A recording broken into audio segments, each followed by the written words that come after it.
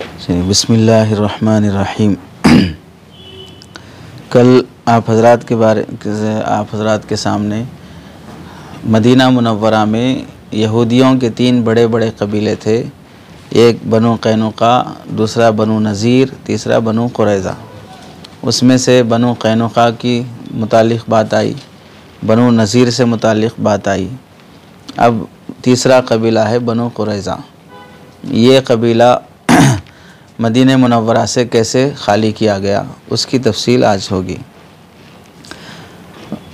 बनु कैनुका और बनु नज़ीर ये 2 कबीले मदीने से निकाले जाने के बाद बाहर जहाँ भी ये जाकर आबाद रहे, वहाँ उन्होंने उस वक्त जो भी इस्लाम दुश्मन ताकतें थीं, मुशरिकीन मक्का थे, दूसरे यहूदी कबाइल थे या कोई और मुनाफिकीन का गिरोह था, उन सब को अपने साथ लेकर मुसलमानों के ख़िलाफ़ जंग करने पर उनको उभारते रहे।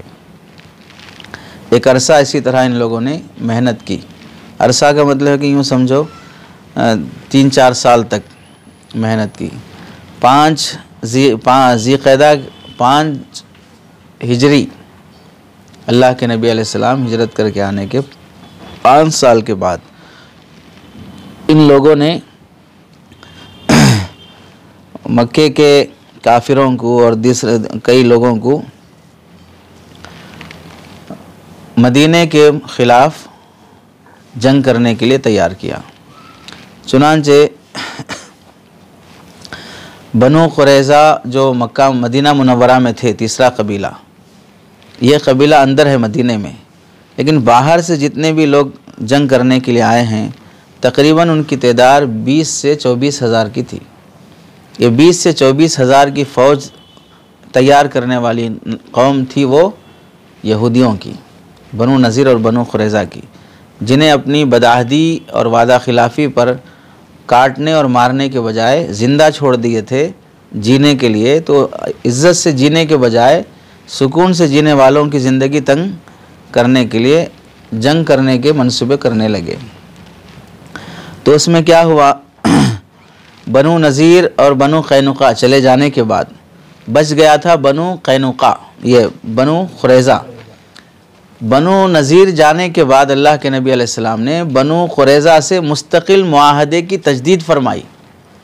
जो उस वक्त मीसाक़ मदीना हुआ था, फिर तजदीद फरमाई कि उस वक्त तीनों कबीलों को मिलाकर मुआहदा हुआ था कि तुम हमसे नहीं लड़ना, हम तुमसे नहीं लड़ते, बाहर के दुश्मन का हम एक दूसरे का साथ देंगे।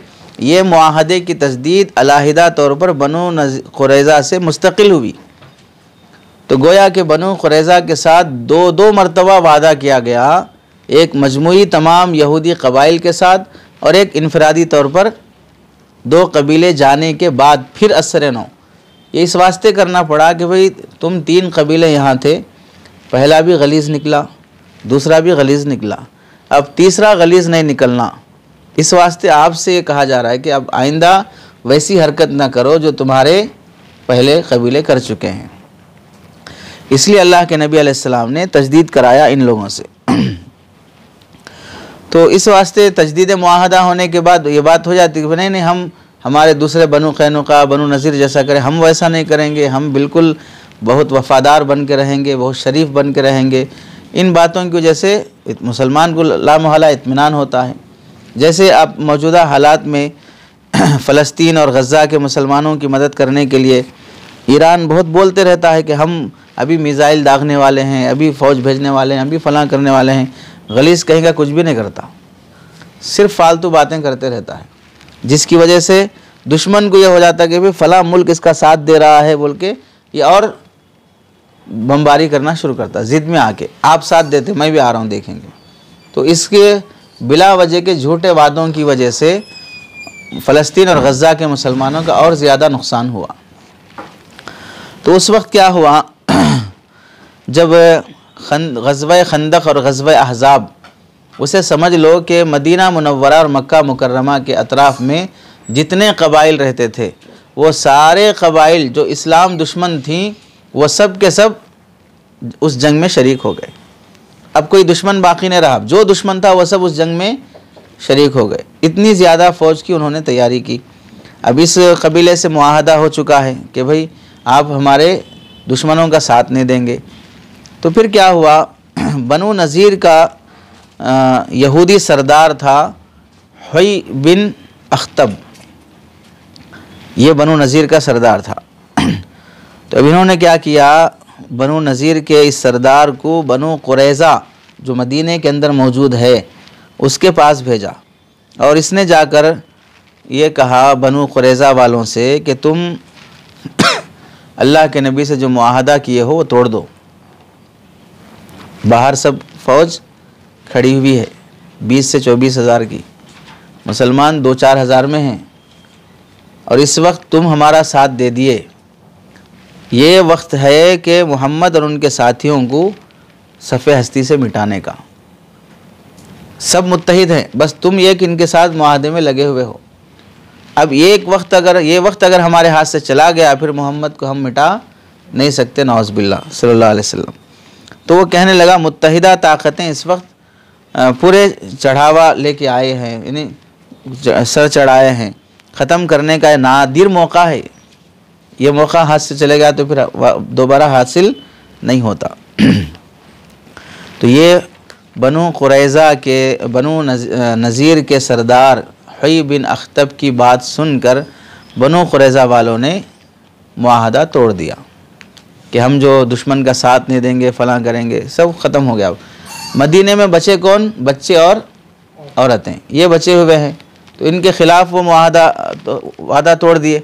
वादा तोड़ने का मतलब यह है कि अब हम तुम्हारे बच्चों को और तुम्हारी औरतों को हम साथ नहीं देंगे और उनकी हिफाजत नहीं करेंगे, ये मतलब हो गया फिर। तो जाहिर सी बात है सहाबा सब मदीना छोड़ के इधर खंदक खोद के मदीने के किनारे पे खड़े हैं। अभी भी अगर उम्रा हज पे गए तो वहाँ पर 7 मसाजिद के नाम से 7 मस्जिदें बनी हुई हैं, छोटी छोटी हैं 7 मसाजिद। उसके सामने से एक बड़ी सड़क जाती है, वो सड़क ही खंदक थी, समझ रहे, वो सड़क खंदक थी। वो खंदक के इस पार जो पहाड़, छोटे छोटे पहाड़ हैं, इधर सहाबा थे, खंदक पार करके आ नहीं सकते, उधर पहाड़ से चढ़ के नहीं आ सकते, ऐसी जगह सहाबा बीच में रहे थे। इधर अंदर जो मदीना है वहाँ पर औरतें और बच्चे थे। सड़क के उस पार भी, पहाड़ के इस पार भी, चारों तरफ से दुश्मन घेरे हुए हैं। तो बचाने जाना है औरतों और बच्चों को। बनु कुरैज़ा वादा तोड़ दिया है तो फ़ौरन अल्लाह के नबी अलैहिस्सलाम क्या किए, अंसार के जो सरदार थे यानी औस और खजरज, उनके जो सरदार थे उनमें से जो इस्लाम ला चुके थे, हज़रत साद बिन उबादा रज़ी अल्लाह तआला अन्हु, साद बिन मुआज़ रज़ी अल्लाह तआला अन्हु, अब्दुल्ला बिन रवाहा रज़ी अल्लाह तआला अन्हु और ख़वात बिन जुबैर रज़ी अल्लाह तआला अन्हु, इन सरदारान को अल्लाह के नबी ने भेजा उनके पास कि इनफरादी तौर पर तुम जाकर छुपा कर बनु कुरैज़ा के लोगों का हाल जान के आओ, क्या वो वादा तोड़ चुके हैं या वादे पर बाकी हैं। तो ये जाकर उनसे बात किए कि आप वादे पे बाकी हैं या वादा तोड़ दिए। लेकिन अल्लाह के नबी ने बड़ी हिकमत अमली इख्तियार फरमाई, बिलफ़र्ज़ अगर वो लोग वादा तोड़ चुके हैं तो आकर अलल ऐलान सबके सामने मत बोलना, चूँकि वादा तोड़ दिए बोल के इन सहाबा को मालूम हुआ भाई हमारे बच्चे, हमारी बीवी सब वहाँ पर हैं, अब वो यहूदी वादा तोड़ दिए, दुश्मन उधर से मिल के आके हमारे बीवी बच्चों पे हमला कर लिया या यरगमाल बना लिया, तो फिर हमारी शिकस्त है। फिर तो आदमी बीवी बच्चों के सामने मजबूर हो जाता है, तो इस तरह हिम्मत हार जाएंगे। इसलिए सबके सामने ऐलान से नहीं बोलना, और अगर वो वादे पर बाकी हैं तो फिर सबके सामने ऐलान से बोलो ताकि इनकी हिम्मत बनी रहे कि हमारी बीवी बच्चे वहाँ सेफ़ हैं, हमको यहाँ लड़ना है बस, समझ रहे। तो जाहिर सी बात है कि वहाँ वादा तोड़ चुके थे वो लोग। जब ये वापस आए तो अल्लाह के नबी अलैहिस्सलाम को इशारे से फरमाया, इशारे से ज़िक्र किया कि वादा तोड़ चुके हैं। चुनांचे कबीले अज़ल और कबीले क़ादा ने, रजी मकाम एक जगह का नाम है, वहाँ पर ये इस्लाम के जो ये आए थे जो 4 सरदार, उनसे मुलाकात की और वो बनु कुरैज़ा के जो भी हवाल थे वो सुनाए कि वो वादा तोड़ चुके हैं बोल के। बल्कि साफ बोले जब उनसे बात किया गया तो ला अक़दा बैनना व बैन मुहम्मदिन वला आहदा, हमारे और मोहम्मद के दरमियान में अब कोई वादा नहीं है। कब बोल रहे? ऐन जंग के मौके पे बोल रहे। और ये ख़बर जो है मदीने में फैल गई, और अब सारे मदीने में की जो औरतें हैं वहाँ पर घरों में बैठी हुई, उनको भी तो बात पहुँची ना कि ये मुआहदा टूट चुका है और ये यहूदी कभी भी हम पर हमला कर सकते हैं। बेचैनी हो गई। और फिर यहाँ रहते रहते सहाबा को भी मालूम हो गई वो खबर, बात छुपती तो नहीं है, तो इधर सहाबा भी बेचैन हो गए। तो ऐसे मौके पर मदीने में जो मुनाफिकीन थे और इधर खंदक के अंदर जो मुनाफिकीन थे वो ज़हनी तौर पर भी टार्चर करने लगे। कैसे जुमले बोलने लगे, नाउज़ बिल्लाह, देखो कि हमसे तो वादे कैसर और किसरा को फतह करने के होते थे, अब तो हम घर से वॉशरूम को भी नहीं जा सक रहे। अरे बातें कर रहे थे किसकी? रूम और ईरान को फतह करने की बातें हो रही थी मोहम्मद की तरफ से सल्लल्लाहु अलैहि वसल्लम। अब हाल यह है कि हमारे ही मुल्क में, हमारे ही शहर में हम बाहर भी नहीं जा सकते, क्योंकि बाहर कौन खड़े हैं? दुश्मन खड़े हैं। अरे समझे, ये बात करते थे। और कभी ये कहते थे कि अब तो हमारे घर ही ख़तरे में पड़ गए, हमारी जान की अपनी को हिफाजत करनी पड़ रही है, हम कहाँ से लड़ेंगे करेंगे। और कभी ये कहते थे कि हाँ आफ़ियत और सुकून इसी में है, मुनाफिकीन बोलते थे आफ़ियत और सुकून इसी में है कि मोहम्मद को नाउज़ बिल्लाह ये दुश्मनों के हवाले करके खामोशी से अपनी जान बचा लो। ये सारी जंग किस वजह से है? हुज़ूर सल्लल्लाहु अलैहि वसल्लम की तरफ से है ना। तो इस वास्ते क्या करो, मोहम्मद सल्लल्लाहु अलैहि वसल्लम को हवाले कर दो और अपनी जान बचा लो। ऐसे हवाल पैदा हो गए, ऐसे बातें करने वाले हो गए, उधर से वादा टूट गया, इधर से दुश्मन खड़ा है। तो सहाबा की बेचैनी को देखकर अल्लाह के नबी अलैहिस्सलाम ने वो जो लड़ने के लिए जो आए थे कबीले, उनमें से कबीला था बनी गतफ़ान का, वो भी दुश्मनों में से था। तो उसको अल्लाह, उस कबीले के सरदार को अल्लाह के नबी अलैहिस्सलाम ने पैगाम भेजा कि मदीने की इस साल की पैदावार का 1/3 हिस्सा तुम ले लो। अरे समझे, जंग छोड़ दो। नहीं समझ में आ रहा है? सहाबा जो लड़ने के लिए तैयार रहते थे वो इतने इस वक्त हालात में घिर गए थे, अल्लाह के नबी को फ़ौरन फ़ैसला लेना पड़ा। दुश्मनों को लालच देकर, पैसे की लालच देकर, कबीला गतफ़ान एक कबीला हट गया, भाई हमारे को इस साल के मुफ्त में खजूर मिलते ना इतने, मदीने की इनकम का 1/3 हिस्सा, 1/3 हिस्सा हमारे को मिलेगा, कई खाली पीली जंग करके क्या करते। तो इस तरह एक कबीला हटा, दूसरे कबीले से फिर बात करेंगे, इतने पैसे ले लो तुम चले जाओ। ऐसा पैसों की लालच दिलाकर दुश्मनों में तोड़ पैदा करके इनको ख़त्म कर दें, दुश्मनी से हटा दें यहाँ से, यह बुला भेजा। तो अंसार सहाबा में से हज़रत साद बिन उबादा और साद बिन मुआज़ रज़ी अल्लाह तआला ये बड़े जलील क़द्र सरदार थे, हर मौके पे आगे आगे रह के अल्लाह के नबी का साथ देते थे। जब वो बदर का वाक़या पेश आया, अचानक लड़ने की बात आई, तो उस मौके पर भी यही सहाबा ने कहा था, या रसूलल्लाह हम तैयारी से तो नहीं आए मदीने से, ना तलवार है, ना नेज़ा है, ना फला है, लेकिन इस मौके पर जबकि दुश्मन सामने खड़ा है, अब लड़ने के अलावा कोई चांस नहीं है, तो हम ऐसा नहीं कहेंगे, ला नक़ूलु कमा क़ाल बनी इसराइल इज़हब अंत रब्बुका फ़क़ातिला इन्ना हुना क़ाइदुन। हम ऐसा नहीं कहेंगे जैसा कि बनी इसराइल ने कहा था, हम तो आपके इशारों पर समंदर में छलांग लगाने, पहाड़ों से कूदने, जहाँ आप इशारा करेंगे उसके लिए हम तैयार हैं। यही वो सहाबा थे। जब अल्लाह के नबी को कि ये सुलह की बात पहुंची कि हमारी पैदावार का 1/3 दे के जंग ख़त्म करने की बात चल रही है, तो इन सहाबा ने पूछा, ये जो सुलह की बात है आपका अपना मशवरा है, अल्लाह का हुक्म है, या हमारे मसलिहत और हमारे इस वक्त के हालात को देखकर आप ये फ़ैसला ले रहे हैं? तो अल्लाह के नबी ने फरमाया, मेरा ख्याल भी नहीं है, ना अल्लाह का हुक्म है, इस वक्त के हालात को देखकर तुम्हारी जान बचाने के लिए मैं ये फ़ैसला ले रहा हूँ। तो वो सहाबा कहने लगे, हम जब कमज़ोर थे, बातिल पर थे, कुफ्र पर थे, तब ये लोग हमारे पैदावार का एक दाना नहीं ले सके, जब हम इस्लाम पर हैं, हक़ पर हैं, तो हम इन्हें एक दाना भी कैसे देंगे? हम हरगिज़ इस फैसले पर राज़ी नहीं होंगे, लड़ेंगे, जो हो सकता है हम करेंगे। तो ये सुनकर हुज़ूर सल्लल्लाहु अलैहि वसल्लम ने भी ये फ़ैसला वापस ले लिया और ये सहाबा कहने लगे, अब फ़ैसला सिर्फ तलवार से होगा, यहाँ तक कि अल्लाह ताला उनका फ़ैसला कर दे या हमारा ख़ातिमा कर दे, दाना वाना कुछ भी नहीं दिया जाएगा। अरे समझे, यानी हिम्मत और शुजाअत की बात करना भी उस वक्त बहुत बड़ी बात होती है। जान बचाने की टेंशन में आदमी सामने वाले पे ओल फोल बक देना, जैसा कि गलीज़ बनी इसराइल ने कहा था, इन्ना लमुद्रकून, हम तो पकड़े गए, अब पीछे सामने समंदर है, पीछे फिरौन और उसका लश्कर है। तो क्या कहा था उन्होंने, इन्ना लमुद्रकून, अब तो हम पकड़े गए। अरे नहीं समझे, तो हज़रत मूसा से कहा था। वैसे वहाँ सहाबा ने वो नहीं कहा कि भाई हम तो अब मारे गए खाली पीली के आपके बुलावे पे हम जंग में आ गए, फंस गए, ऐसा नहीं फरमाया। हिम्मत वाली बातें फरमाई। और ये भी बड़ी हिकमत की बात है कि ऐसी हिम्मत टूटने वाली बात रही तो उसे ज़्यादा मत फैलाओ। हिम्मत टूटने वाली बात, हिम्मत बढ़ने वाली बात है तो उसे ज़्यादा फैलाओ।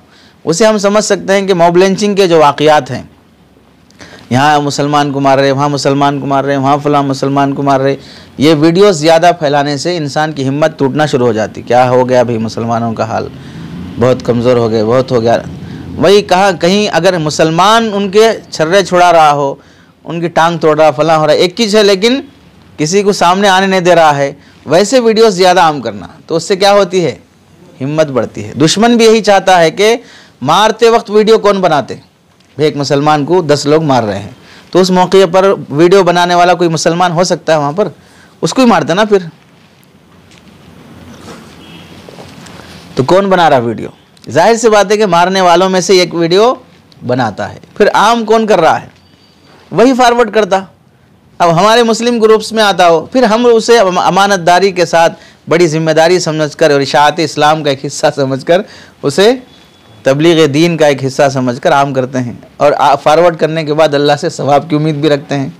अल्लाह ताला हमें एक एक साथी को फॉरवर्ड करने पर 700 कदम का सवाब देगा।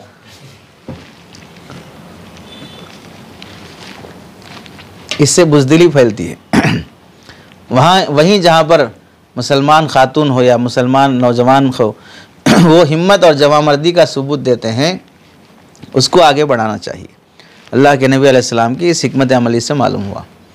और दूसरी बात यह है कि मुसीबत के मौके पर ताना देने के बजाय साबित कदमी वाली और शुजाअतमंदी वाली, पैरों को जमाने वाली गुफ्तगू करने वाले लोगों की बहुत ज़रूरत होती है। अब फ़लस्तीन के मौके पर ही इतने हालात दिख रहे हैं, ऐसे मौके पर मुसलमानों को खौफज़दा होने के बजाय अल्लाह के नबी अलैहिस्सलाम की अहादीस में मौजूद वो बशारतें, जिसकी बुनियाद पर आज नहीं तो कल यकीनन वो फ़ैसला होने वाला है, जो फ़तह और कामयाबी का अल्लाह के नबी अलैहिस्सलाम ने जो बशारत दी थी, जिसे हमने शुरू में भी बयान किया था।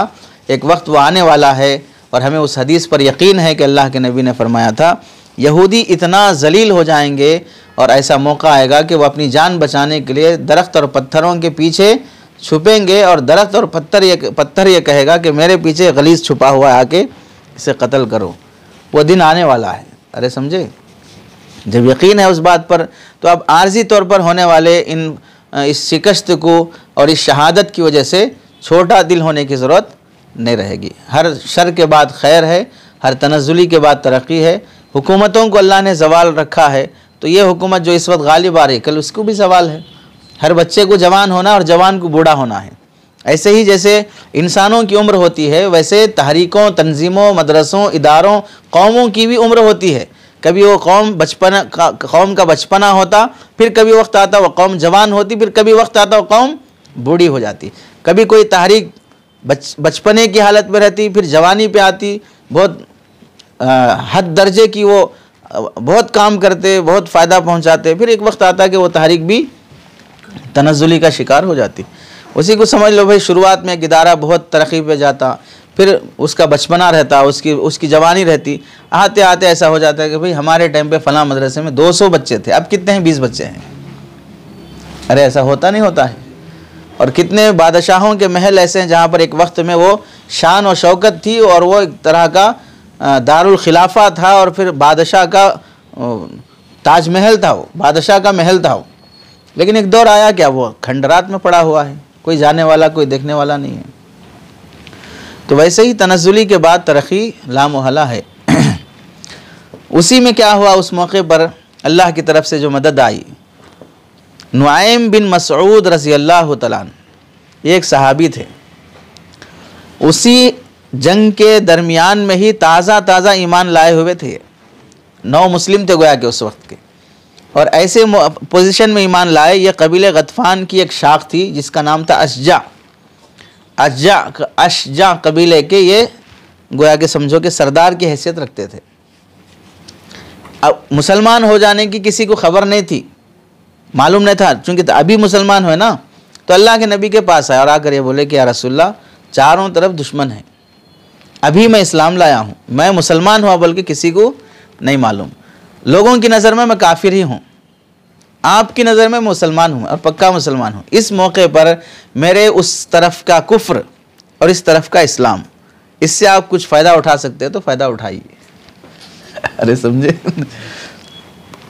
तो अल्लाह के नबी अलैहिस्सलाम ने, अल्लाह कितनी बसारत और कितनी बसीरत आप अलैहिस्सलाम को अता की थी, उस मौके पर उनका जो इस्तेमाल किया आप अलैहिस्सलाम ने, उससे पूरी जंग का काया पलट गया। तो आप अलैहिस्सलाम क्या बोले, जाके जितने ये 24,000 के करीब आसपास हैं, इनमें फूट पैदा कर दो, इनमें तोड़ पैदा करो। समझे, ये अल्लाह के नबी अलैहिस्सलाम ने बोल भेजा। तो अब ये क्या करे अपनी होशियारी से, पहले कुरैश और बनु कुरैज़ा का भी ताल्लुक़, चूँकि इनसे कुरैश और कबीले गतफ़ान तो उन्हीं का कबीला है। अब ये इस्लाम लाने के बाद बनु कुरैज़ा जो यहूदियों का कबीला है और ये कबीले गतफ़ान के थे, गतफ़ान के, तो बनु कुरैज़ा के पास गए, पहले जाके बोले तुम मदीने में रहते, तुम्हारा ऑलरेडी मोहम्मद सल्लल्लाहु अलैहि वसल्लम से मुआहदा है, और ये जितने कुरैश हैं, कबीले गतफ़ान है, कैनुका है, बनु नज़ीर है, जितने भी हैं सब मदीने के बाहर के हैं। इनको मदीने वाले तो नहीं हैं, निकाल दिए हैं, सब अपने अपने एरिया के हैं। चंद दिन लड़ेंगे, चंद दिन मुहासरा करेंगे, हारेंगे या जीतेंगे, जैसा भी हो मदीना छोड़ के तो इनको जाना है, रहने वाले तुम यहाँ पर। अब मोहम्मद सल्लल्लाहु अलैहि वसल्लम बिलफर्ज समझ लो कि जीत गए और ये सब भाग गए, तो बचे तुम, तो फिर तुम्हारी खैर न रहती फिर, क्योंकि तुम मदीने के अंदर रहने वाले हो, इस वास्ते अपनी जान बचाना है। तो फिर ये कुरैश से, कबीले गतफ़ान से, इन सब से तोड़ लो, इनका साथ देना और अपने मुआहदे पे बाकी रहो। और उसके वास्ते मैं तुम्हारे को एक हीला बताता हूँ कि कल सुबह जब कुरैश और कबीले गतफ़ान के लोग तुमको जंग के लिए आमादा करें, तो तुम उनसे बात करो, एक डील करो कि कल तुम छोड़ के चले जाते जंग, हारते या जीतते वो बात की बात है, तो हम मदीने में रहने वाले हैं, कल मोहम्मद हमको कुछ कर दिए तो हम नहीं बर्दाश्त कर सकते, इसलिए जंग ख़त्म होने तक तुम अपनी कौम के जो सरदार हैं, 2-4 लीडरों को हमारे पास यरगमाल के तौर पे रखो। अरे समझे, रहन के तौर पे रखो हमारे पास, अगर तुम भाग भी गए तो ये तुम्हारे लोग हमारे पास कैदी बन के रहना, नहीं भागना तुम लोग। अरे समझे, ये बात करो तुम। कबीले बनु कुरैज़ा को जाके ये बोले, उधर कुरैश और कबीले गतफ़ान वाले जो थे उनको ये बोले कि कबीले बनु कुरैज़ा वाले तो साफ तौर ज़ाहिरी तौर पर तो मुआहदा तोड़ दिए और तुम्हारे साथ मिल लिए, लेकिन अंदर से उनकी नीयत ये है कि कल जंग के मौके पर वो तुम्हारा साथ देने वाले नहीं हैं, और उनका इरादा ये है कि तुम्हारी कौम के सरदारों का मुतालबा करके उनका यरगमाल बना के उनको मोहम्मद के हवाले करने वाले हैं वो लोग। समझे, तो कल जंग के मैदान में तुम उनको दावत दोगे तो समझ लो कि वो तुमसे अफराद पूछने वाले हैं कि 4 लोग 8 लोगों को हमारे हवाले करो, फिर हम जंग में आते, तो इसी से तुम समझ लो कि वो तुम्हारे साथ नहीं है। दूसरे दिन जंग शुरू करने के लिए कबीले गतफ़ान के सरदार और फिर कुरैश के जो सरदार थे उस वक्त के लीडर, वो बोले कल सुबह हम सब एक साथ मिलके, तुम अंदर से और हम बाहर से हमला करेंगे और मोहम्मद का नौज़बिल्ला सफ़ाया हो जाएगा। तो कबीले बनु कुरैज़ा के यहूदी ये बोले हम इसके लिए तैयार नहीं हैं, पहले तुम अपने अफराद हमारे पास भेजो तो हम तैयार होंगे। उधर से कुरैश और कबीले गतफ़ान सब समझ गए कि अंदर से हमारा साथ छोड़ दिए, तो इससे क्या हो गया कि एक साथ हमला करने की जंग ख़त्म हो गई। अरे समझे, दोनों को इस बात का यकीन हो गया कि तुम वो अफराद देन, इनको कबीला कुरैज़ा वालों को बताए थे कि अगर वाक़यतन कुरैश तुम्हारे साथ हैं तो अपने अफराद तुम्हें देने तैयार हो जाते हो लोग, अगर नहीं दिए तो समझो कि वो तुम्हारे साथ नहीं है। इनको ये बोले कि बिला मुतालबे के जंग में आ गए तो तुम्हारे साथ हैं, अगर अफराद का मुतालबा करते हैं तो समझो कि वो तुम्हारे साथ नहीं है। अरे समझे? तो इससे जो है बहुत फ़ायदा हुआ कि एक साथ मिलकर हमला करने की जो बात थी वो ख़त्म हो गई। फिर ये फूट पड़ गई तो अल्लाह के नबी अलैहिस्सलाम के साथ मदद ये आई कि अल्लाह ताला ने यानी उस मौके के उस हालत के हिसाब से दुआ की अल्लाह के नबी ने, सहाबा ने। तो अल्लाह ने उस जहाँ मुहासरा करके बैठे थे उसमें अबू सुफियान भी थे उन लश्कर में, तो ऐसी तेज़ हवा और ऐसी ठंडी हवा चली कि उनके चूल्हे बुझ गए, खाना पकाने के लिए जो पतीली भगोने सब रखे थे वो हवा में उड़ के जाने लगे, उनके खीमे उखड़ गए। तो अब वो लोग समझे कि भाई अगर आफियत इसी में है कि हम कितने दिन बोल के मुहासरा करेंगे, तो 15 दिन हो गए, अब तक 10 दिन हो गए, और हवा तेज़ ऐसी है कि भाई सर्दी बहुत लग रही, चूल्हे नहीं जल रहे हैं, खीमे नहीं टिक रहे हैं, आफियत इसी में है कि हम लड़कर मरने से पहले ये हवा हमको मार देगी। तो वो मुहासरा छोड़ के चले गए। तो अल्लाह के नबी अलैहिस्सलाम भी खंदक से वापस मदीने में तशरीफ़ ला लिए, और सारे सहाबा अभी वो जो ज़िरा जीन वगैरह जो भी पहने हुए थे, हथियार सामान जिहाद निकाल कर रखने ही वाले थे। अल्लाह के नबी अलैहिस्सलाम के पास हज़रत जिब्राईल अलैहिस्सलाम तशरीफ़ लाए और फरमाया, अल्लाह का अभी हुक्म ये नहीं आया है कि आप हथियार उतारें, ये हथियार दोबारा पहनिए आप, और फ़ौरन बनी कुरैज़ा यहूदियों का वो कबीला जो आपसे मुआहदा तोड़ा है, फ़ौरन उससे जंग करने जाइए, आप वादा तोड़ चुका है। तो उस वक्त अल्लाह के नबी अलैहिस्सलाम ने तमाम सहाबा से फरमाया था, जो जो हमारे साथ जंग में शरीक थे, यानी ग़ज़वे खंदक में शरीक थे, सब वो दोबारा अपना हथियार ले लें और फ़ौरन असर की नमाज बनु कुरैज़ा ही जाकर पढ़ना है। अरे समझे? जो मदीने के में था, मदीने के मशरिक़ी हिस्से के जुनूब में वाक़ था, तो वहीं जाकर तुमको पढ़ना है। तो हज़रत अली रज़ी अल्लाह तआला अन्हु को फ़ौरन एक चंद अफराद की एक जमात देकर मुक़द्दमतुल जैश बनाकर, फ़ौज का अगला हिस्सा बनाकर उनको भेज दी, जाके उनको फ़ौरन बोल दो कि तुमसे मदीना खाली करो, तुमसे जंग होने वाली है, चले जाओ यहाँ से। तो चूँकि तुम लोगों ने ऐन लड़ाई के वक्त हमारा साथ देना छोड़ दिया था, तो वो हज़रत अली रज़ी अल्लाह तआला अन्हु को देख कर और उनके साथ चंद सहाबा को देख कर, मुआहदा तो पहले से तोड़ चुके थे, तो गुस्से में आकर गालियाँ देना, ओल फोल बकना, अरे तुरे पे, यानी उस वक्त की जो गालियाँ हो सकती हैं उस पर आ गए। ये समझे कि भाई चंद अफराद हमको डराने धमकाने आए हैं, क्या कर ले सकते बोल के। फिर असर का वक्त होते होते देखा कि अल्लाह के नबी अलैहिस्सलाम और पूरे सहाबा जो खंदक में शरीक थे, सारी फ़ौज आ रही है। तो अब उसमें पूरी हवा निकल गई, सब अपने किले के अंदर जो भी वो बनाए थे उस किले के अंदर मुहासरा होकर, यानी अंदर पैक होके दरवाज़ा बंद कर दिए, बाहर सारे सहाबा वगैरह खड़े हैं। तो उस 3 हफ्ते ऐसे ही गुजर गए, यानी 15 से 24 दिन तक ऐसा ही गुजरा। सहाबा बाहर खड़े हैं, अंदर से पैक हैं। तो भाई अंदर पानी होना, अनाज आना, सब्ज़ी आना, कितने दिन अंदर पैक रहते। तंग आकर लड़ने भी बाहर नहीं आ रहे या दरवाज़ा भी नहीं खोल रहे, हम अंदर आते। तंग आकर ये बोले भाई हम सुलह पे राज़ी हो जाएंगे, मुसालहत कर लेंगे। जाहिर सी बात है, इनसे पहले कबीले वालों के साथ भी मुसालहत की बातें हुई थी, तो अल्लाह के नबी और सहाबा देख चुके थे इनकी बदतमीज़ियाँ, मुसालहत कर लेते भी सुधरने वाली कौम नहीं है। तो उन लोगों ने ख़ुद कहा था कि साद बिन माज रज़ी अल्लाह तआला अन्हु, जो कबीले औस, जो इनका ये था ना हलीफ कबीला, उसके सरदार थे। तो हमारी दोस्ती पहले से चल रही है औस कबीले से, खज़रज कबीले से, तो हम उनके कबीले के जो सरदार हैं बीच में उनको हकम बनाते, उनको फ़ैसल बनाते हैं।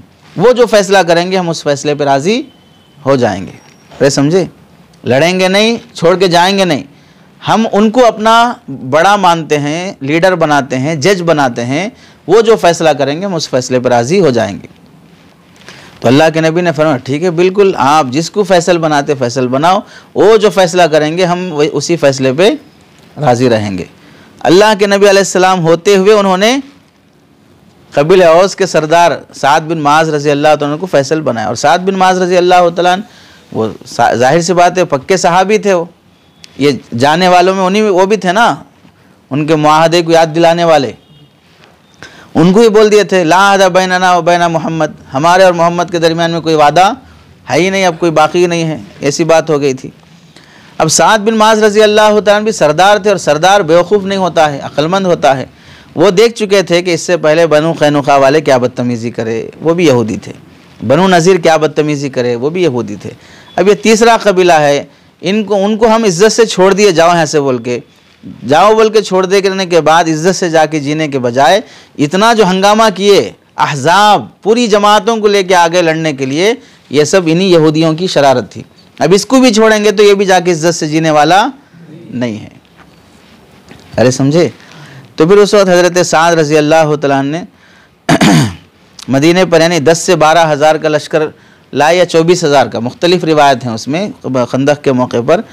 तो इनको ऐन जंग के मौके पर बदाहदी और आहत शिकनी की वजह से छोड़ना और माजी के 2 कबीलों की तरह माफ़ करना, ये अक्लमंदी नहीं हो सकती। तो चुनांचे हज़रत साद बिन मुआज़ रज़ी अल्लाह तआला जिनको इन्होंने अपना जज बनाया था, उन्होंने फ़ैसला किया बनु कुरैज़ा के जितने मर्द हैं सब कत्ल कर दिए जाएं। अरे समझे। औरतें और बच्चे हैं उन सबको ग़ुलाम बना लिया जाए, इस कबीले को बाहर जाने नहीं दिया जाएगा। अरे समझे। और ये फ़ैसला अल्लाह के नबी अलैहिस्सलाम का नहीं था, जिसको इन्होंने बड़ा बनाया उनका ये फ़ैसला था। अरे समझे। और इनका ये फ़ैसला करना भी इस वास्ते सही था कि आपसे अल्लाह के नबी अलैहिस्सलाम का 2-2 बार मुआहदा हुआ है, तुमसे पहले 2 कबीलों की गद्दारी पर उनको निकाला गया है, और तुम बाहर के आने वाले इन बेवकूफ़ों की वजह से क्या कर रहे हो, वादा तोड़ के हुज़ूर सल्लल्लाहु अलैहि वसल्लम और सहाबा के ख़िलाफ़ हो रहे हो। और फिर वादा तोड़ के इन्होंने उस खंदक के मौके पर क्या किया था, बाहर से आने वाले दुश्मनों को इन गद्दारों ने 1500 तलवारें, 300 ज़िरहें, 2000 नेज़े, 1500 ढालें, ये सब ये यहूदी कबीला बाहर के दुश्मनों को दिया था हुज़ूर सल्लल्लाहु अलैहि वसल्लम से लड़ने के लिए। अरे समझे। ये कोई मामूली हथियार है क्या। 1500 तलवारें, 300 ज़िरहें, 2000 नेज़े, 1500 ढालें, ये सब ये यहूदी कबीला दिया जिसके साथ अल्लाह के नबी का मुआहदा है, हमारा साथ देना बोल के। तो फिर जाहिर सी बात है कि इसको अगर छोड़ा जाएगा तो ये भी और बाहर जाकर नफ़रत और दुश्मनी और जंग के लिए तैयार होकर आने वाला ही है। उसी फ़ैसले पर वहाँ उनके मर्दों को क़त्ल कर दिया गया और बच्चों और औरतों को ग़ुलाम बना लिया गया। अब ग़ुलाम बना लिया जाने का मतलब ये नहीं है कि भाई उनको काट के मार के रख रहे हैं। ग़ुलाम बनने के बाद उस ग़ुलाम को खिलाना पिलाना सब किसकी ज़िम्मेदारी है, हमारी ज़िम्मेदारी है। तो चूँकि कसूर तुम्हारे बच्चों और औरतों का नहीं है, इस वास्ते हम उनको पाल लेंगे, हम उनको ज़िंदा रखेंगे, उनकी खिदमत हम करेंगे, लेकिन कसूर तुम्हारे मर्दों का है और तुम्हारे मर्द ऐसा कसूर किया, ऐसा जुर्म किए हैं कि अब उसकी कोई माफ़ी नहीं हो सकती, इस वास्ते उनको कत्ल कर दिया गया। अरे समझ गए। तो इसमें बाज़ लोग ये एतराज़ करते हैं कि भाई कत्ल करना तो बाहर सूरत जुर्म है कि भाई पूरे मर्दों को कत्ल कर दिए, ये तो बहुत बड़ी बात होगी, माफ़ कर देना था, दरगुजर कर देना था, या मदीने से भिजा देना था जैसे दूसरे कबीलों को भिजाए। हरगिज़ नहीं हो सकता। इस वास्ते कि जो शख्स उस ऐन जंग के मौके पर होता है वो अच्छी तरह समझ सकता है कि अब तक क्या हुआ और अब क्या हुआ और आगे क्या हो सकता है। वो उस वक्त जो शख्स था वही समझ सकता है। 1400 साल के बाद आने के बाद गलती से टपकने वाला हरगिज़ ये फैसला नहीं कर सकता कि 1400 साल पहले क्या होना चाहिए था। अरे समझे। तो उसको एतराज़ करने का हक़ ही हासिल नहीं होता। अल्लाह ख़ुद उस मंज़र को बयान कर रहे हैं कि ऐसा मंज़र हो चुका था उस मौके पर कि इज़्जाऊकुम मिन फ़ौक़िकुम व मिन अस्फ़ला मिनकुम व इज़्ज़ाग़तिल अबसार व बलग़तिल क़ुलूबुल हनाजिर व तज़ुन्नूना बिल्लाहि ज़ुनूना। ऐसी कैफ़ियत सहाबा पे तारी हो चुकी थी, खलीजा मुँह को आ गया था, इतना डर का माहौल पैदा हो गया था। अल्लाह के साथ भी सहाबा के ऐसे गुमान हो गए थे, अल्लाह की मदद आती कि नहीं किया, क्या फ़ैसला होता कि खौफ और बेचैनी वाली कैफियत हो गई थी। तो ये सब हाल किसकी वजह से पैदा हुआ, इन्हीं फ़ौज की वजह से हुआ, इन्हीं कबीलों की, यहूदी कबीलों की वजह से हुआ है। तो इस वास्ते 15 से 25 दिन का मुहासरा करने के बाद हज़रत साद बिन माज़ रज़ी अल्लाह अन्हु के फ़ैसले पे बात तय हो गई कि मर्दों को कत्ल कर दिया जाएगा। अब अगर कोई शख्स इसको ये समझता है कि भाई ये जुल्म है या नामुनासिब फ़ेल है, कोई और बात है, तो ऐसे मौके पे उसे ये समझना चाहिए कि बनु कुरैज़ा और उसके जो हम कौम थे यानी बनु नज़ीर, ये लोग बदअहदी कर चुके थे, ये लोग वादा तोड़ चुके थे। तो जाहिर सी बात है कि उन लोगों के वादा तोड़ने के बाद फिर इनके साथ असरनो वादा दोबारा किया गया था, फिर ये बार भी ये वादा तोड़ दो। तो जो कौम 1 से 4 मरतबा वादा करने के बाद वादा तोड़ चुकी है, उससे हम क्या उम्मीद लगाएंगे कि भाई आइंदा ये वादे का लिहाज रख सकते हो। अरे समझे नहीं समझे? मिसाल के तौर पर आपसे कोई शख्स 500 रुपये पैसे लिया, ये बोल करके कल शाम तक दे देता हूँ। वो कल शाम जो है लिख के रख लिया वहाँ पर। जब भी आप पैसा 500 रुपये पूछने जाते हैं तो बोले कल शाम में दे देता हूँ बुलाना। फिर जब कल शाम आती है तो फिर कल शाम में दे देता हूँ बुलाना। यानी आजकल बोल के सता के आपको कल देता हूँ बोलकर 1 महीने के बाद दिया। ठीक, फिर 1 हफ्ते के बाद आया, मेरे को 1000 रुपये की ज़रूरत है, 2 दिन में देता हूँ। वो 2 दिन जाके उसके 2 महीने हो गए। फिर चंद दिनों के बाद आकर वो आपसे 2000 रुपये लिया, 1 हफ्ते में दे देता हूँ बोलकर 1 साल में दिया। इस तरह 2-3 मरतबा आपसे अगर कोई तजुर्बा हो जाए किसी से, आइंदा बार अगर वो 100 रुपये भी पूछने आएगा तो आपका जहन क्या बोलेगा? इसे हरगिज़ नहीं देना चाहिए। इसे देने से बेहतर है किसी फ़कीर को हम दे दें जिससे वापसी की कोई उम्मीद भी नहीं होती है। ऐसे फ़कीर को देना जिससे वापसी की उम्मीद सिर्फ हम लगा लेना और हमारा पैसा ऐश बादशाहों की तरह यूज़ कर लेके बिल्कुल बैल की तरह सो जाना, हम टेंशन में रहना कि हमारा पैसा आज देता कल देता, आज देता कल देता। तो हर शख्स 2-3 बार के तजुर्बे के बाद फ़ैसला कर लेता है कि ये किस काबिल का शख्स है। बिल्कुल ऐसे 10 बार आप वादा तोड़ चुके हैं तो आपके बारे में हम क्या उम्मीद लगा सकते। और दूसरी बात यह है कि आज दुश्मनों के साथ मिलकर वादा तोड़ने वाली कौम, कल के दिन ये ख़ुद मदीने के बिल्कुल क़रीब रह रहे हैं, बनु कुरैज़ा जुनूबी सिमत में। कल के दिन क्या गारंटी है कि ये ख़ुद हम पर हमला ना कर दें? दूसरों के साथ मिलकर हमला करने वाली कौम कभी मौका मिला तो ख़ुद भी हमला कर दे सकती है, आसपास के लोगों को क़त्ल भी कर दे सकती है। चुनांचे आगे उसका तज़किरा भी आएगा कि इन्होंने क्या क्या बदतमीज़ियाँ की थी। और इनको अगर हम जिलावतन कर देंगे, शहर से बाहर भगा देंगे, जैसे पहले 2 कबीलों को भगाए, तो उनके साथ मिलकर ये भी आगे चढ़ाई करने वाले ही हैं। ये बात भी इनके 2 कबीलों के अमल से ज़ाहिर हो गई। और उसके अलावा ख़ुद हुज़ूर सल्लल्लाहु अलैहि वसल्लम ने यह सज़ा तजवीज़ नहीं की थी, जिसको इन्होंने हकम बनाया था उन्होंने यह सज़ा तजवीज़ की थी। आप अलैहिस्सलाम ने फ़ैसला नहीं लिया था। और इस्लाम का नहीं, पूरी दुनिया का यह उसूल है कि अगर 2 कौमों में या 2 शख्सों में जंग हो जाए तो उसमें वो दोनों शख्स जिसको फ़ैसल बनाने और सालिसी बनाने पर राज़ी हो जाते हैं, सालिसी का फ़ैसला मानना बहर सूरत सही होता है और उसका फ़ैसला चाहे गलत हो लेकिन सही माना जाता है। अरे समझे? 2 लोग आपस में लड़ लिए और दोनों बोले भाई आप फैसला करो भाई हम भी मानते, वही बोले आप फैसला करो भाई हम भी मानते। तो अब मानते बोल के आप जिसको सालिसी बनाए वो फैसला किया है तो आपको मानना ही पड़ेगा। फिर इसे कोई गद्दारी या इसे कोई नफरत या दुश्मनी कुछ भी नहीं कहा जा सकता। और साद बिन माज रज़ी अल्लाह तआला ने जो फ़ैसला किया था वो फ़ैसला जालिमाना नहीं था, तौरात की तालीम के मुताबिक था। चूँकि तौरात में लिखा हुआ है किताब इस्तिस्ना बाब नंबर 20 आयत नंबर 10 में कि जब तुम किसी शहर के पास उससे लड़ने के लिए पहुँचो तो पहले सुलह का पैगाम दो।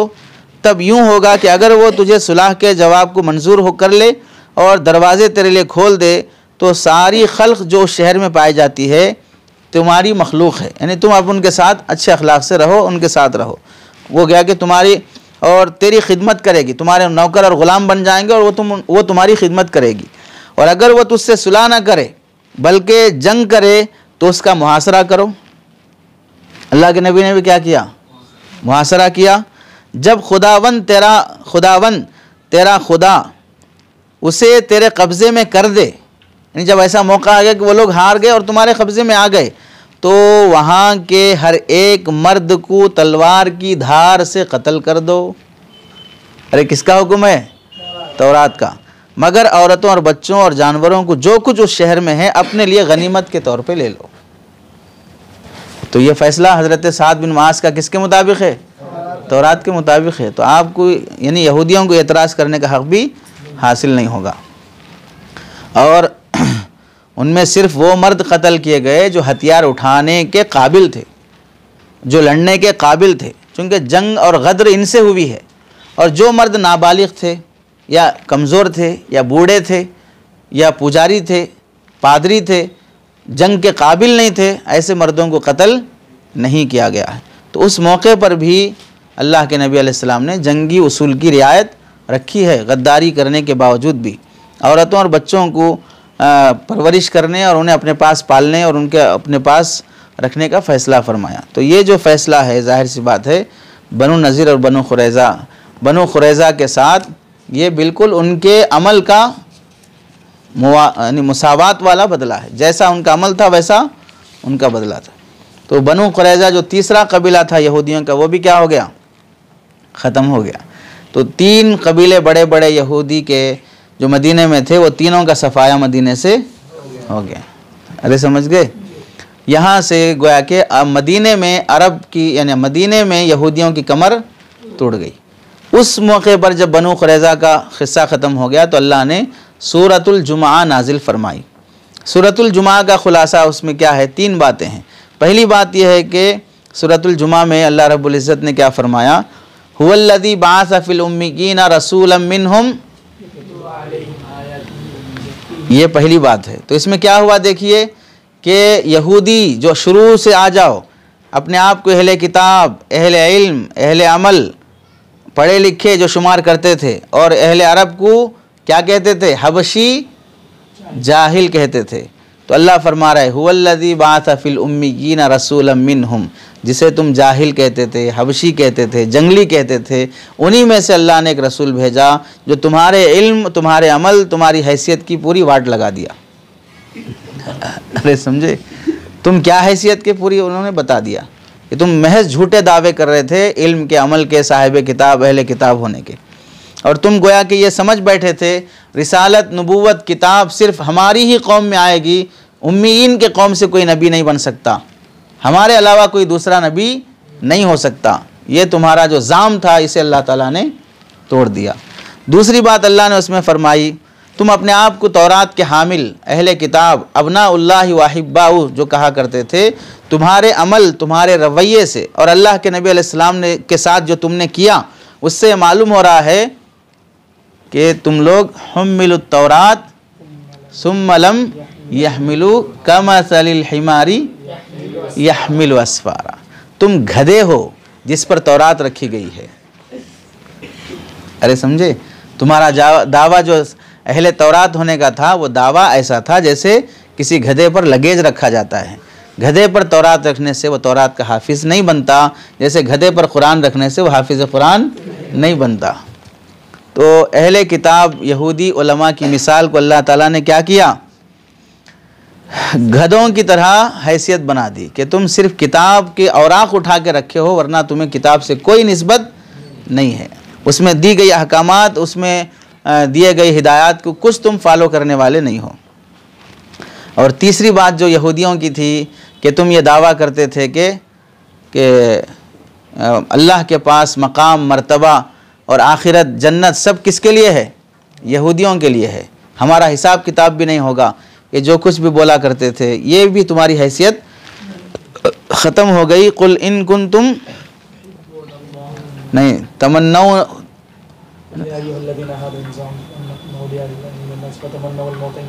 तमन्नाउल मौता इन कुंतुम सादिकीन, अगर तुम वाक़ियतन वैसे अच्छे हो अल्लाह के नज़दीक तो मौत की तमन्ना करो, फिर देखेंगे। आओ मर के यहाँ फिर किसका मकाम है मालूम होता। तो चूँकि यहूदियों को सबसे ज़्यादा खौफ किसका था? मौत का था। यहूदी वो कौम है जो ज़िल्लत की ज़िंदगी जीने तैयार है लेकिन मरने तैयार नहीं होता, इज़्ज़त की मौत के लिए तैयार नहीं होता, ज़िल्लत की ज़िंदगी के लिए वो तैयार हो जाता है। हत्ता कि ऐसा मौका आ जाए कि यहूदी को अगर ये बोले कि तू मेरी बीवी बन के रहना, हालांकि है वो मर्द, जिंदा रहना है तो बीवी बन के रहना, रखेल बन के रहना, वरना मार देंगे, तो उसके लिए भी तैयार हो जाएगा कि मैं मफूल भी बन जाऊंगा। समझे, आप ही फ़ाइल हकीकी रहिए, फ़ाइल लफ्ज़ी रहिए, फ़ाइल मानवी रहिए, मैं मिन कुल्लिल जिहाद मफ़ूल बन जाऊँगा। चाहे आप मुझे मफ़ूल लहू बनाओ, मफ़ूल बिही बनाओ, मफ़ूल माऊ बनाओ, मफ़ूलात खमसा में से कोई मफ़ूल बनाओ। चुनांचे मौजूदा इसराइल और अमेरिका की यही हालत है कि वो एक दूसरे के लिए कभी फ़ाइल और कभी मफ़ूल बने रहते हैं। कि हम जो होना है कर लेंगे, ज़िल्लत की जो ज़िंदगी जीना है वो जीने के लिए तैयार हो जाते हैं। तो ये 3 बातों के ज़रिए से अल्लाह रब्बुल इज़्ज़त ने उनकी कमर तोड़ दी। तो अब यहाँ मदीने से इनको निकाल के अल्लाह के नबी ने खैबर का जो इलाका था, खैबर के इलाके में इनको भेज दिया गया। अल्लाह के नबी अलैहिस्सलाम जब तक बाहयात रहे खैबर के इलाके में ही रहे। फिर खैबर में भी बदतमीज़ियाँ करना शुरू किए, तो खैबर के इलाके को भी जब फ़तह किया गया तो उनसे मुआहदा हुआ कि आप रहेंगे यहाँ पर, लेकिन आर्जी तौर पर, ज़मीनों पर आपका कोई हक़ नहीं होगा, ज़मीनें ज़राअत वगैरह सब हमारी रहेगी, तुम काम करोगे, गोया कि जैसे आम ज़बान में गुत्ते पे देना बोलते हैं, वैसा तुम्हें हमारा ये खेत, ये खजूरों का बाग वगैरह तुम्हें गुत्ते पे दिया जाएगा, तुम मेहनत करोगे, तुम्हारा उजरत हिस्सा जो है वो निस्फ तुम्हारा रहेगा, निस्फ हमारा रहेगा। ये इन लोगों के लिए वहाँ पर रख दिया गया था। हुज़ूर सल्लल्लाहु अलैहि वसल्लम जो उस वक्त खैबर फ़तह करने के बाद या खैबर के इलाके में इनको रखा था, उस मौके पर आप अलैहिस्सलाम ने जो इनसे मुआहदा किया था, ये किया था कि हम यहाँ तुम्हें रहने देंगे और तुमसे मामला करेंगे, क्योंकि ज़राअत और ये लोग अल्लाह के नबी से बोले थे कि हम यहाँ पे, हमें यहाँ रहने दीजिए और हमारा हमसे मामला रखिए, हम ज़राअत और ये जंगल का जो काम होता है ये काम हम बखूबी जानते हैं, तो इस वास्ते हम पैदावार करने के लिए किसान बनकर मेहनत करेंगे, उसका जो 50% आप लेंगे 50% हम लेंगे। तो अल्लाह के नबी ने उसके जवाब में तहरीरन फरमाया था, उक़िर्रुकुम मा अक़र्रकुमुल्लाह, मैं तुम्हें उस वक्त तक यहाँ रहने की इजाज़त देता हूँ जब तक अल्लाह इजाज़त देंगे। अब जब इस वक्त अल्लाह का फ़ैसला आ जाएगा उस वक्त मैं तुम्हें यहाँ रहने नहीं दूँगा, यानी हमेशा के लिए रहने की तुम्हें इजाज़त नहीं है। जैसे अब यहाँ से कोई शख्स सऊदीया, कुवैत कहीं भी जाता है तो उसे 2 साल का वीज़ा रहता, 2 साल तक रहिए आप, 2 साल के बाद आपको यहाँ से छुट्टी करना होगा। तो वैसे ही आपको हम यहाँ 10 साल 15 साल जितने भी साल रखेंगे, लेकिन आर्जी आपका तकर्रुर रहेगा, इस्तिक़लाल आपको हासिल नहीं होगा। अरे समझे, दाखिला फार्म देते वक्त ही बोलते हैं कि 3 से 4 महीने आपका क्या रहेगा, आर्जी तकर्रुर है। उसमें अगर आप शरीफ बन के रहे, इंसान के बच्चे बन के रहे, तो फिर आपको यहाँ रहने की इजाज़त होगी, वरना फिर आपको शराफत के साथ पतली गली से जाने की इजाज़त दे दी जाएगी। अरे समझे। तो इब्न हजर रहमतुल्लाहि अलैह खैबर से जो मुआहदा था उसके बारे में लिखते हैं, वन्नल मुराद बिक़ौलिही मा अक़र्रकुमुल्लाह ऐ मा क़द्दरल्लाह अन नत्रुककुम फ़ीहा फ़इज़ा शिअना फ़अख़रजनाकुम लितबयीन अन्नल्लाह क़द्दर इख़राजकुम, यानी जब तक अल्लाह चाहे का मतलब यह है कि हम तुम्हें यहाँ रहने की उस वक्त तक इजाज़त देंगे जब तक कि अल्लाह की मर्ज़ी हो, और जब हम निकालने की बात करेंगे तो मतलब यह है कि अल्लाह का फ़ैसला यही है कि अब तुमको यहाँ से निकल के जाना है। तो आप अलैहिस्सलाम, अबू दाऊद शरीफ की भी रिवायत है, काना आमल खैबर अला अन नुखरिजहुम इदा शिना, नुखरिजहुम इदा शिना, हम जब चाहेंगे खैबर के यहूदियों को निकाल देंगे। तो आपको इस्तिक़लाल कभी भी खैबर पे हासिल, ये इस वास्ते बोल रहे हैं आपको कि आज के जो यहूदी हैं उनका दावा है कि हम असल मदीने के हैं, मदीने से हमारे कबीले बनु नज़ीर, बनु कुरैज़ा, बनु कैनुका को लात मार के निकाला गया था, हमें वापस वह हक़ दिया जाए। फ़लस्तीन सिर्फ़ उनका टारगेट नहीं है, फ़लस्तीन से आगे की भी ज़मीन पर कब्ज़ा करना चाहते हैं। आज के गलीज़ हुक्काम और मुस्लिम हुक्मरानों को अगर अक़ल है और एक बाप के औलाद हैं तो फिर उन्हें समझ लेना चाहिए कि आज फ़लस्तीन के मामले में खामोश रहने से कल के दिन तुम्हारे मुल्क भी ख़तरे में आ जाएंगे। अरे समझे।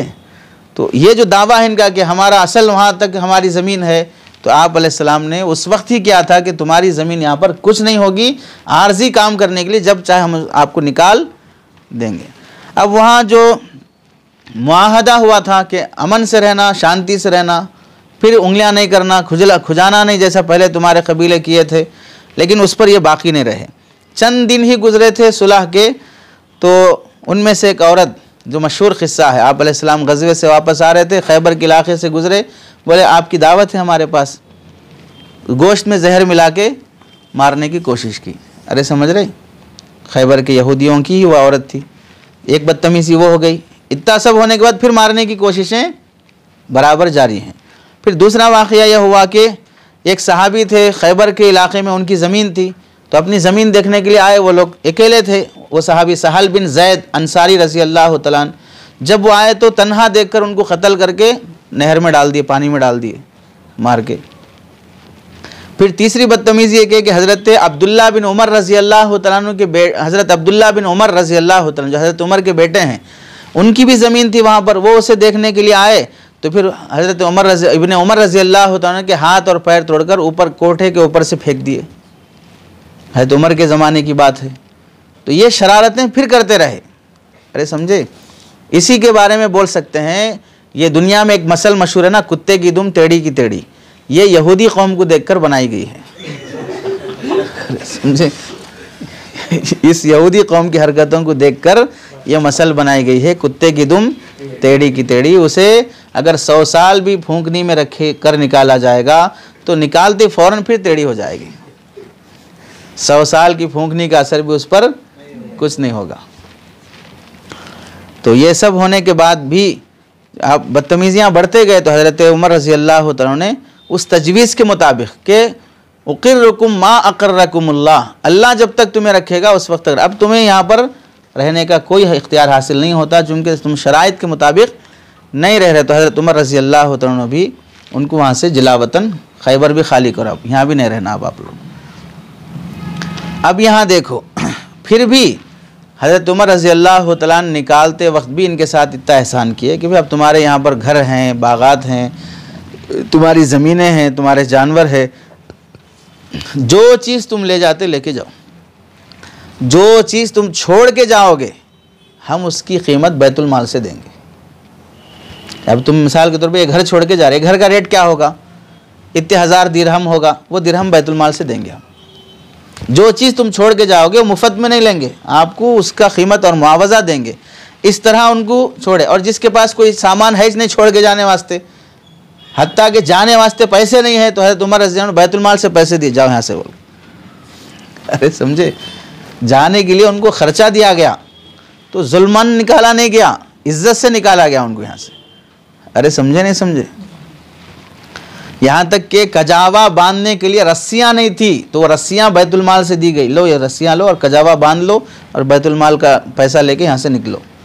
ऐसे एहतराम से उनको निकाला गया। उसके बाद फिर हज़रत उमर रज़ी अल्लाह तआला अन्हु के सामने एक हदीस आई उस मौके पर कि अल्लाह के नबी अलैहिस्सलाम की एक हदीस है, ला यजतमिउ दीनानी फ़ी जज़ीरतिल अरब, जज़ीरतुल अरब में 2 दीन एक साथ जमा नहीं हो सकते।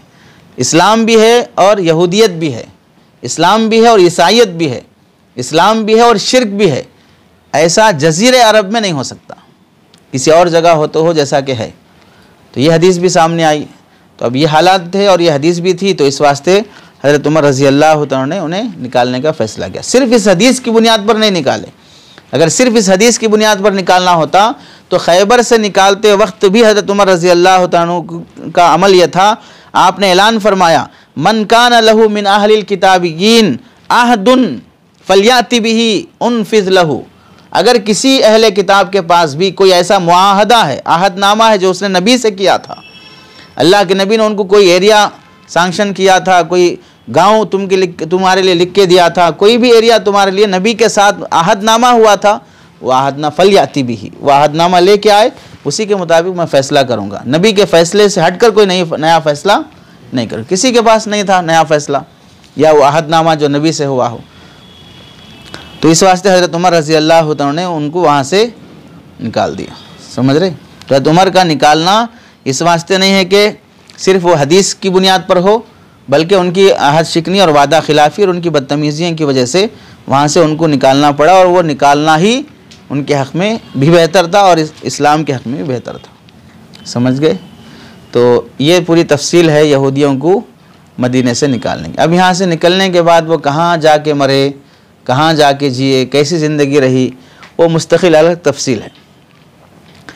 होते होते कहीं यहाँ जूते खाए, कहीं वहाँ ज़िल्लत की ज़िंदगी गुजारी, कहीं वहाँ तलवे चाटना पड़ा। ऐसे होते होते 19वीं सदी 18वीं सदी ख़त्म होने तक, यूँ समझ लीजिए अहद फ़ारूक़ी के बाद से लेकर यहूदी 100-150 साल पहले तक पूरी दुनिया के अंदर जलील होके ही घूमते रहे। 1800 साल 1900 साल तकरीबन समझो। अभी कौन सा 2000 चल रहा ना है, 2023, तो 1900 सदी तक 150 साल पहले 125 साल पहले तक इनका हाल यह था कि मारे मारे फिरते रहे, क्योंकि उनके हरकतें कहीं भी गए तो वो छोड़ने वाले नहीं हैं। अरे जितनी उनकी बदकिरदारियाँ आई ना कुरान की रोशनी में, वो कहीं भी रहो वैसे ही गलीज़ बन के रहते। तो कोई कौम उनको अपनाने के लिए, कोई मुल्क उनको अपनाने के लिए नहीं था, जिनमें से हिटलर भी था, जो इनकी ऐसी ठुकाई किया कि 60 लाख यहूदियों को जहन्नम वासिल कर दिया। 10% यहूदियों को ज़िंदा छोड़ा ताकि दुनिया ये इबरत का निशान देखे, मैं 10% छोड़ा तो ये क्या करने वाले हैं, और मेरा जो 60% को मारना ये मेरा जुल्म नहीं था बल्कि इंसाफ था। मेरे इंसाफ को 60 लाख यहूदियों को कत्ल करना ये मेरा इंसाफ है, इसकी गवाही देंगे 10% यहूदी जिसे मैं ज़िंदा छोड़ रहा हूँ। अरे समझे?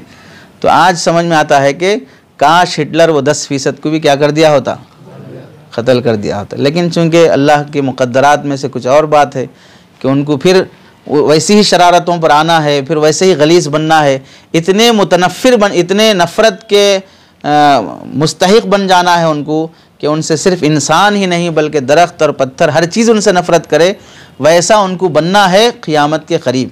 तो इस वास्ते ऐसी हरकतें करते रहेंगे जिससे नफ़रत की ये बात इंसान से हटकर जमादात के अंदर तक जाए, वैसी वो नफ़रत वाली हरकतें करते रहें। अरे समझ गए? यहाँ तक माजी का मुहाजरा था। अब इसके बाद फ़लस्तीन पर कैसा उनका तसल्लुत रहा, उस मुतालिक अलग से एक मौजू रहेगा। अरे समझे?